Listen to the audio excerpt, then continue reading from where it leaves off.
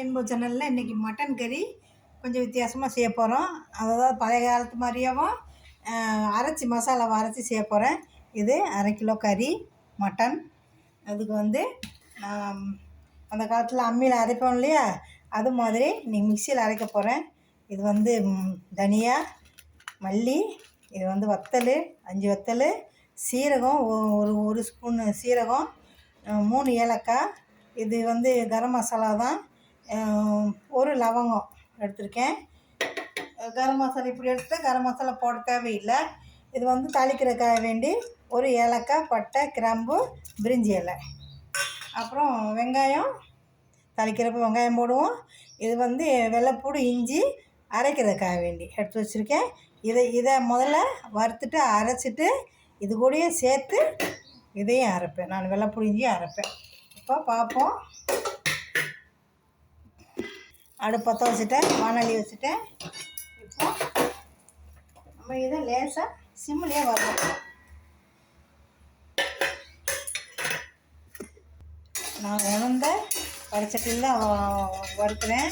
எண்ணெய் ஊற்றாமல் இதையே சிம்லேயே வச்சு நல்லா வறுத்துட்டு அதுக்கு பின்னாடி தான் நம்ம மிக்சியில் அரைக்கணும். பாருங்கள், நிறம் மாறாமல் வறுத்துட்டேன். இப்படி தான் வறுக்கணும் நிறம். நம்ம மசாலா நிறைய அரைப்போம் இல்லையா, அப்போது அரைச்சாலும் சிம்மில் வச்சே தான் வறுக்கணும். அப்போ தான் வாடை நல்லா கம்முன்னு இருக்கும்.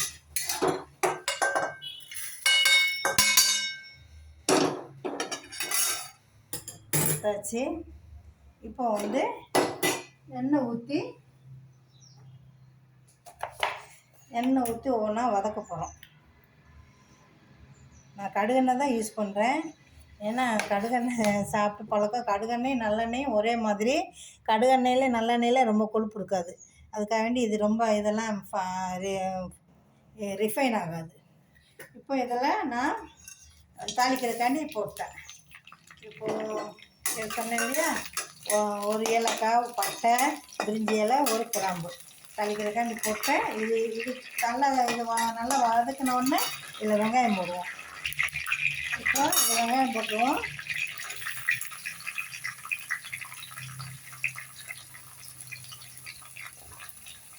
இந்த வெள்ளைப்பூடு இஞ்சியை இந்த மசாலா கூட சேர்த்து இதை நல்லா பொடியாக்கின பின்னாடி இதிலே போட்டு இதை அரைப்பேன். இந்த பாருங்கள், வறுத்த மசாலா, வெள்ளைப்பூடு இஞ்சி நல்லா அரைச்சிட்டு வந்துட்டேன். இப்படி அரைச்சாலே போதும். ஏன்னா நம்ம வாங்குகிற மசாலா உமியாக தான் இருக்கும். நல்லா நைஸாக அரைச்சிருக்காது. அதில் நிறைய உமி மாதிரி தான் இருக்கும். இது ஃப்ரெஷ்ஷாக நம்ம அரைச்சிட்டா சாப்பாடு நல்லா டேஸ்ட்டாக இருக்கும், மட்டன் டேஸ்ட்டாக இருக்கும். இப்போ இந்த கழுவி வச்ச கறியை அது போட்டுருவோம்.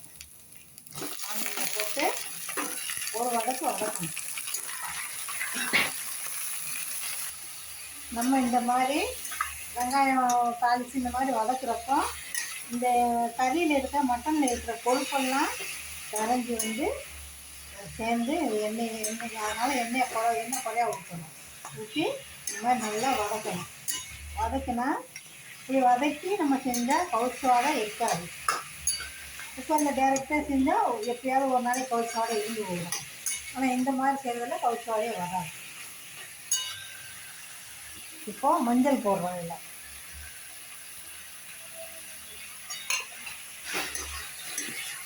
இது காஷ்மீர் சில்லி பவுடரு. இது கலருக்காண்டி போடுறேன். அரை தக்காளி. இந்த கறிக்கான மட்டனுக்கான உப்பு. நான் கறி சாப்பிட மாட்டேன், மட்டன் சாப்பிட மாட்டேன். அதனால் நான் உப்பு பார்க்க முடியாது. அதனால் நான் குறையா போடுவேன். ஏன்னா சாப்பிட்டு பார்க்க பின்னாடி யாருக்கு வேணுமோ இப்படி வேணுமோ அப்படி போட்டுக்கிடுவாங்க. நல்லா தண்ணியெல்லாம் நல்லா வற்றிடுச்சு, கறியில் இருந்த கழுவுன தண்ணியெல்லாம். இப்போ நம்ம அரைச்ச மசாலாவை இதில் ஊற்றுறோம். இந்த மட்டனை மசாலா இன்னும் மிக்ஸி கழுவி ஊற்றலை. இந்த தண்ணி வற்றினுக்கு பின்னாடி, இதில் இருக்கிற தண்ணி வற்றினுக்கு பின்னாடி மிக்ஸி கழுவி ஊற்றி இன்னொரு வட்டம் வதக்குவேன். அந்த மாதிரி ஒரு 3 வட்டம் வதக்குவேன். அதுக்கு பின்னாடி குக்கரில் வைப்பேன். காமிக்கிறேன். இப்போ பாருங்கள், இதில் இருக்கிற தண்ணி நல்லா வற்றிடுச்சு. இது வந்து அடி பிடிக்கவே விடக்கூடாது. ஏன்னா அடி பிடிச்சா லேசாக அடி பிடிச்சா கூட நம்ம காஷ்மீர் சில்லி போட்டால் கலருக்காக வேண்டி ரெட்டாக வேணுன்றதாண்டி அந்த இது மாறிடும், அந்த கலர் மாறிடும். அதுக்காக வேண்டி பக்கத்துலேருந்தே கிண்டி விடணும். இது மாதிரி ஒரு தடவை தண்ணி ஊற்றி இந்த மாதிரி இதை வதக்கணும். வதக்கிட்டேவும் இந்த தண்ணி காஞ்சி போயிடும்.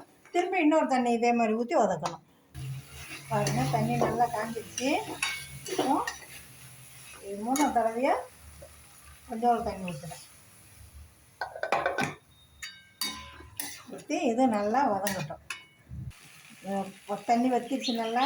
இந்த மல்லியை இப்படி போட்டு சேர்த்து போட்டு வதக்கினா வாடை நல்லா கம்முன்னு வரும்.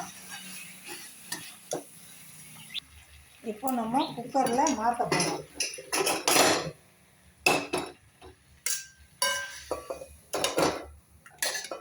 எப்படி இது மட்டனு, அதனால் ஒரு 4 விசில் அடிக்கணும். இதில் நம்ம எவ்வளோ குழம்பு வேணுமோ அவ்வளோ தண்ணி வானலியை கழுவி தண்ணி ஊற்றுவோம். பாருங்கள், எவ்வளோ குழம்பு வேணுமோ அவ்வளோ தண்ணி ஊற்றிருக்கேன். ஊற்றி இப்போ நம்ம மூடுறதுக்கு முன்னாடி ஒரு ஜாமான் ஊற்ற போகிறேன். பாருங்கள், இது ஆப்பிள் வினிகர். இதில் கறியில் மட்டனில் ஒரு அரை கரண்டி ஊற்ற போகிறேன்.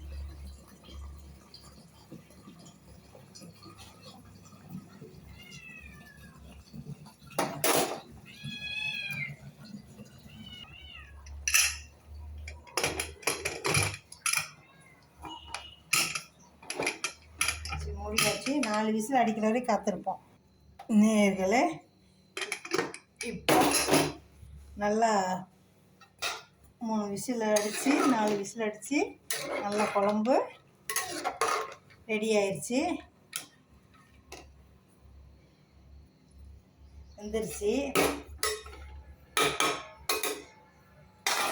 இப்போ நம்ம சர்விங் பவுலில் எடுத்துக்கிடலாம்.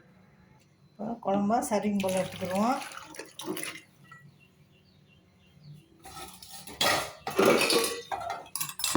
மட்டன் குழம்பு ரெடி. சூப்பரான மட்டன் குழம்பு ரெடி. குழம்பு தனியாக தான் வச்சுருக்கேன்.